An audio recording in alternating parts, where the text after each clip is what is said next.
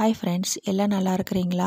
நம்ம அம்மா பையன் சேனலில் இப்போ தான் நீங்கள் ஃபஸ்ட் டைம் வீடியோ பார்க்குறவங்களா இருந்தீங்கன்னா சப்ஸ்கிரைப் பண்ணிடுங்க. சப்ஸ்கிரைப் பண்ணிவிட்டு பெல் பட்டனை கிளிக் பண்ணி ஆளுங்கிற ஆப்ஷன் கொடுத்துருங்க.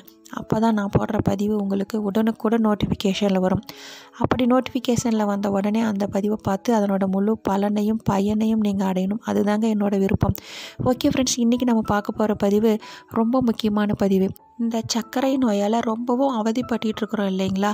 நம்ம நான் சொல்கிற இந்த இதில் இலை, பூ, பட்டை, வேறு அனைத்துமே நம்ம நீரிழிவு நோய்க்கு ரொம்பவும் அதிகமாக அடிக்கடி நீர் எந்த அளவுக்கு சிறுநீர் போகுதோ அனைத்தையும் குறைக்க வல்லதுங்க.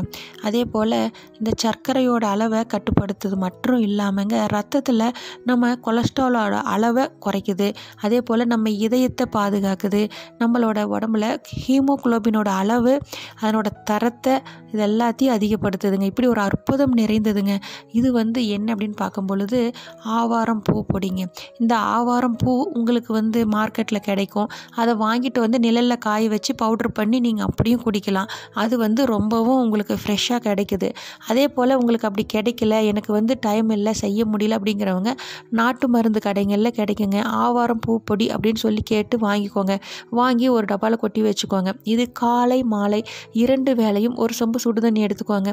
அதில் நீங்கள் ஒரு அரை ஸ்பூன் மட்டும் கொஞ்சமாக, உங்களுக்கு குட்டி ஸ்பூனில் அரை ஸ்பூன் தான் எடுத்துக்கணும். எடுத்து காலை மாலை 2 வேளையும் அதை குடிச்சிட்டு அரை மணி நேரம் வாக்கிங் போயிட்டு பாருங்கள். உங்களுக்கு சர்க்கரை நோயிலிருந்து முற்றிலும் விடுபடலாம். அதில் அளவு உங்களுக்கு இன்சுலின் போட்டுட்டு இருக்கிறவங்களா இருந்தீங்கன்னா மாத்திரையோட அளவுக்கு வந்துடுவீங்க. மாத்திரையோட அளவில் இருக்கிறவங்க கண்டிப்பாக சர்க்கரை நோயோட அளவு உங்களுக்கு கட்டுக்குள் இருக்கிறத நல்லா உணர்வீங்க. இதை யூஸ் பண்ணுறதுக்கு முன்னாடி சர்க்கரை டெஸ்ட் எடுத்துக்கோங்க. எவ்வளவு உங்களோட சுகர் அளவு இருக்குது அப்படின்னு பார்த்துட்டு டெஸ்ட் பண்ணி பார்த்துக்கிட்டு 15 நாள் குடிச்சிட்டு அதனோட அளவு எவ்வளோ இருக்குன்னு பார்த்துட்டு அதுக்கு தகுந்த மாதிரி மாத்திரையோட அளவை குறைச்சிக்கோங்க. ஓகே ஃப்ரெண்ட்ஸ், மேலும் இது போல் நல்ல பதிவில் சந்திக்கலாம். Okay friends, okay bye. Next வீடியோவில் பார்க்கலாம்.